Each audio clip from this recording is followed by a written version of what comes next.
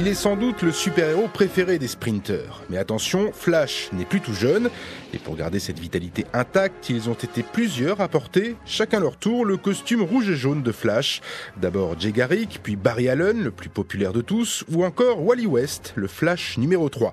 Au fil des générations, ces Flashs successifs deviennent d'ailleurs de plus en plus rapides, de plus en plus puissants. Doté d'une vitesse de réaction et de déplacement proche de celle de la lumière, l'homme le plus rapide du monde est donc un septuagénaire aux multiples visages, toujours vivace pour sauver la veuve et l'orphelin, et même pour échapper à la censure.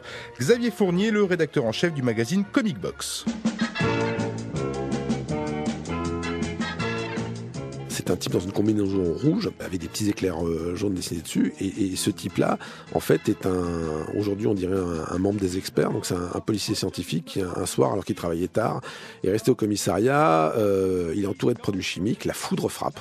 Qu'est-ce que la foudre vient frapper dans un commissariat, et ces produits chimiques qui étaient rangés un peu dans le désordre font que ce gars devient aussi rapide que l'éclair. Et donc, du coup, avec plein de super pouvoirs induits, en fait, la vérité, c'est que ce Flash-là date d'une époque où ce qu'on appelait le Comics Code, ce qui est une sorte de censure auto-imposée aux éditeurs américains, empêchait les comics trop violents, trop traumatisants.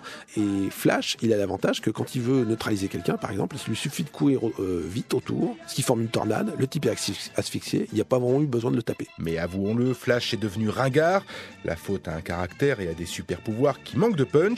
Et pourtant, Daniel Andreev, journaliste et passionné de pop culture. Tout le monde dit que les pouvoirs de Flash, ils sont débiles, il sait courir vite. Non, c'est beaucoup plus que ça. Il peut faire vibrer les molécules de son corps pour traverser n'importe quel mur. Et dans les récits les plus modernes, il est tellement puissant qu'il peut vibrer à travers le temps. Et surtout, il y a un problème avec Flash, à mon avis, par rapport à Batman et à Superman, c'est que ses ennemis sont pas très glorieux, entre Captain Cold... qui absolument, ils sont risibles, ils sont tous un peu risibles. Flash est intéressant quand il affronte des ennemis cosmiques que affronterait Superman en fait. Et c'est dans ces moments ultimes que tout d'un coup ses pouvoirs se révèlent.